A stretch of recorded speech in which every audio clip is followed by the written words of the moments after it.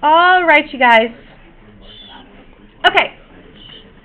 So looking at the federal bureaucracy, I like this quote down here at the bottom because I think it kind of gives us a sense of this idea of like why bureaucracy. I mean, when you hear that word, does it evoke any kind of feelings like bad, boring? Okay, where do you get the bad? Like, what are some things that have told you bureaucracy is bad? The bureaucracy, we think of that and we think that's what a dictatorship, so I guess we just say it in classy. Okay, you relate it to dictatorship? Okay. Yes. Do you ever see bureaucracy portrayed, like in our pop culture at all? People always like blame stuff on the bureaucrats, but no one knows what that means. Right, absolutely. It's like it's weird because it's a word we use all the time, but people don't actually get it. The first time I really encountered that word a lot, where people would throw it around, was when I went to college. And going to college a long time ago, you things were not as automated, so you'd have to stand in line to do a lot of stuff because there was no internet. So you'd stand in line to get this, and you'd go to this office, and you'd stand in line for 30 minutes, and you'd get up there, and the person at the desk would say, "Sorry, I can't help you. You need to go here."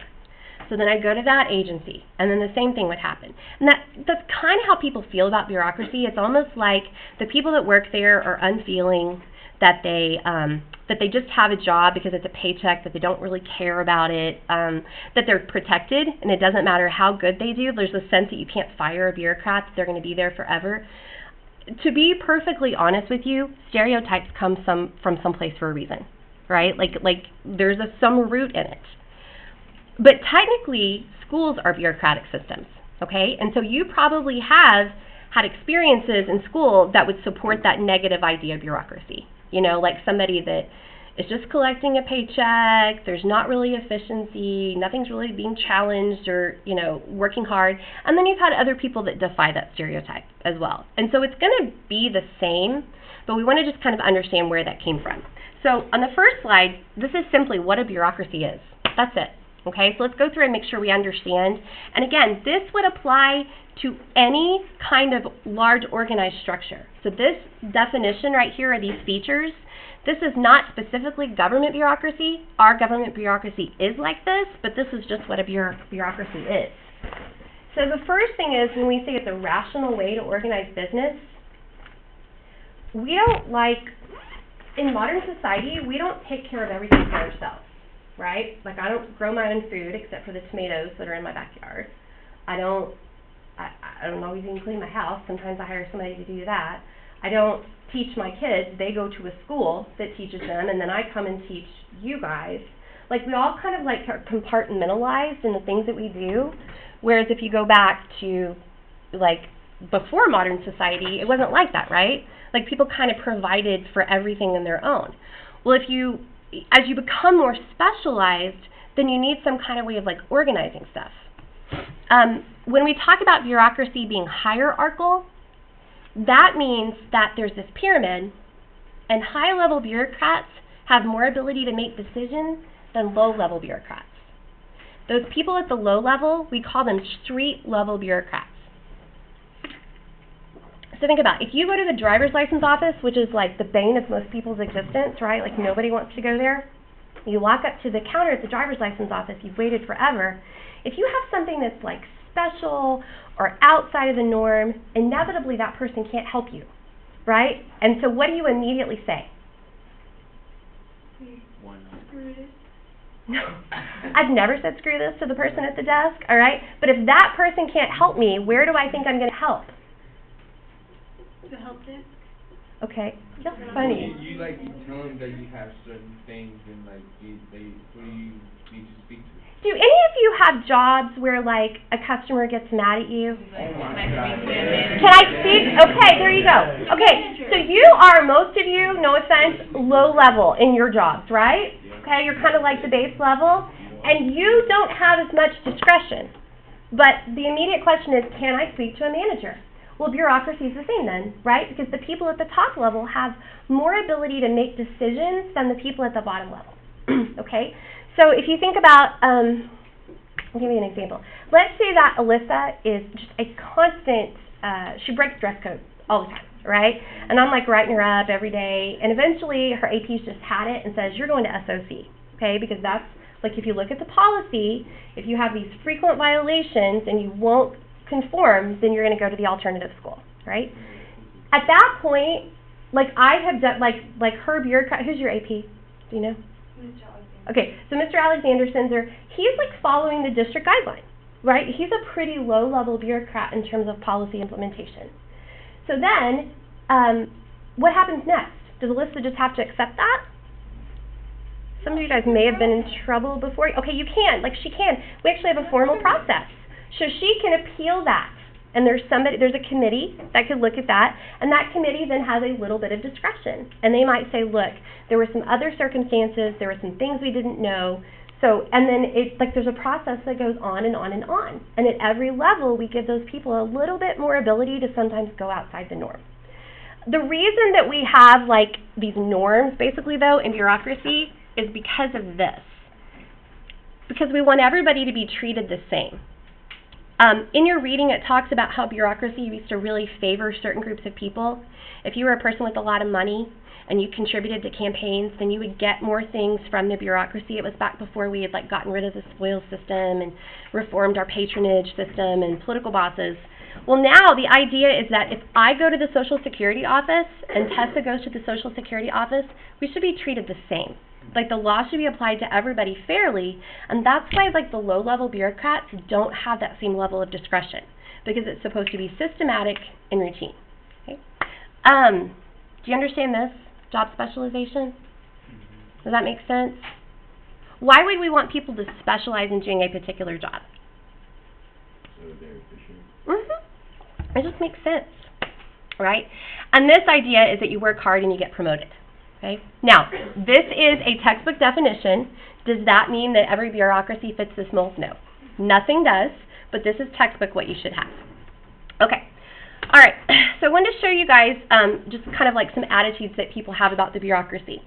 So when you look here, we don't really hear about the bureaucracy in the news the way you do the president or even Congress or governors have been making the news a lot in the last couple days. The only time they really kind of come into play is if they've messed up.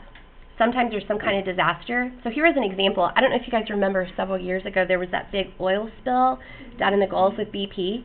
Well, the government would have to clean that up. And specifically, that's the job of the minerals management system. And so if people don't like how a government agency has handled something, or it's some big kind of crisis, that's when they tend to make the news. It's when there's some kind of disaster or they're responding to something. Because otherwise, why would you talk about like somebody just routinely doing their job? Like you don't report on the postal worker delivering the mail, because that's just routine. Like that's just administration of policy. That's it. Okay. This is a really big key, though. You need to understand that bureaucrats work all over the United States. If you drive up 380 and head to Denton, you'll see there's this like huge FEMA office. Okay, what is FEMA? Y'all have heard of that before? Federal Emergency. Management Administration. Yeah, and good. So they do disaster relief. Well, Denton is a huge hub for that. They have a massive office. North Texas actually has like one of the few programs, like undergrad programs, where you can major in that, and then you can like intern with FEMA. It's all over the world. When I got married and had to get a new Social Security card because I changed my name, I drove to McKinney. So bureaucracies are all over the country because we have to be administering the law all over the country. All right, let's look at this paradox. Helena, what's a paradox? What does that mean? Something that cancels it out, I guess. Something that cancels another thing out, so it's almost impossible. Yeah, so it's like a contradiction, okay? All right, I just want to say, like, those of you that are sitting around on your cell phones, like, I'm not going to jump on your case because you are a senior in high school, but please don't cry to me when you fail this test. I just don't, like, I'm just so over it, okay? All right, so it says here, Americans have a favorable impression of their most recent encounter with the bureaucracy. So, like, there's an example. But, generally speaking, when we talk about bureaucracy, we're socialized to think it's awful and it's inefficient and we don't like it. Does that sound familiar to you? We've kind of talked about that idea already. Who else did we talk about that we like the individuals, but we don't like the group? Congress, right? And again, we live in this era of kind of like anti-government, government's bad, government's inefficient, so we've been socialized. And yet the reality is a lot of us get helped by a bureaucrat. Somebody helps us to kind of like fulfill that job. But there's some different attitudes about bureaucracy that we need to explore. Some people are constantly talking about, and like a popular cry of a lot of politicians is, I'm going to cut the bureaucratic waste. They want to talk about that all the time. So we're going to look at kind of some different perspectives. This is a video clip from a guy named Rubio. He is running for president now. This is actually when he was running for state senate in Florida, and he's talking about his plan for the bureaucracy and how he would make it more efficient and better.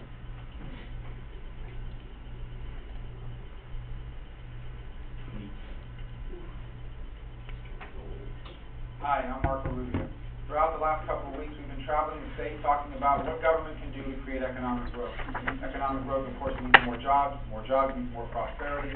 More prosperity means more revenue for government at lower tax rates. But what will they use this new revenue for? We all know what they'll use it for. They'll use it to grow government and even our debt.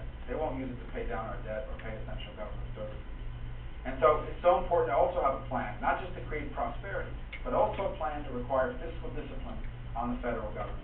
Now, all week long we've been talking about some specific ideas as part of our 12-point plan on what we can do to get our debt under control and government sending a check. Today's the 5th and final installment in that series. And this one is a dual one. The first thing we want to do is in some ways symbolic, but a very powerful symbolic message. And that is that government must live within its means as well. And so, I think we should cut by 10% the budget of both the White House and the Congress. Their budgets have grown over the last few years, while your budget, my personal budget, and the budgets of millions of Americans and their businesses have shrunk in an economic downturn. That hasn't been the case in Washington, D.C., where government has basically held itself harmless from this downturn in our economy.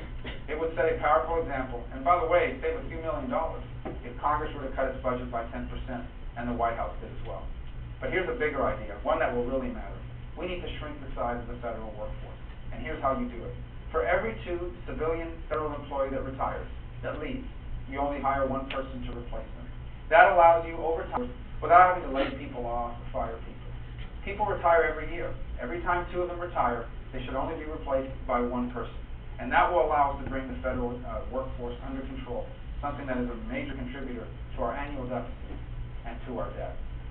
Well, I ask you to go on our website and learn about all of our ideas. We've rolled out policy ideas. Okay, that is not an uncommon perspective, that we have too much waste, we have all these people that are working for the government that are in protected employment, and we need to start to phase out those jobs. There's another perspective though too, and it looks at this idea of the ambition of the government. I frequently use the phrase scope of government in this class. Remember, we've said that the scope of government means the different kind of policies that they're in charge of. So every time government says, we want to regulate this, or we want to research this, or we want to protect this, or we want to create this, you have to have somebody who can enforce that, because the president can't hop in his car and drive all over the country enforcing the law. So that's where we get all these kind of agencies. And so there's a lot of people that say the reality is that we need bureaucracy, and bureaucracy is an important part of our society. Okay? All right, so if you guys will break there and flip your paper over, please. And question number 1 is a question I would like for you to answer on your own. The question says, why do Americans tend to view bureaucracy in a negative light? To what extent is bureaucracy necessary? And what kind of reforms do you think might be needed? I understand that you don't have a ton of information, but based on what you know now, what kind of reforms might be a good direction for the bureaucracy? Okay, so just take a couple minutes to formulate an answer there.